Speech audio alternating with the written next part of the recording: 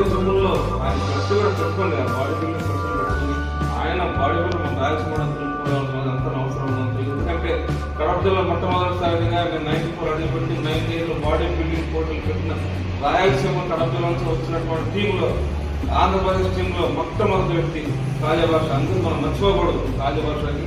మా సంస్కృతి నేర్చుకున్నప్పటికీ ఆయన దగ్గర ఎంత ట్రైనింగ్ పొందాడో, నా దగ్గర చాలా వనమాలు నేర్చుకున్నాడు. ఎవరితో ఎట్లా ఉండాలి, సమాజంలో ఎట్లా మాట్లాడాలి, అసోసియేషన్ ఎట్లా డెవలప్ చేయాలి, రాజభాష మీకు ధన్యవాదాలు చూస్తున్నాం. అందరం కలిసి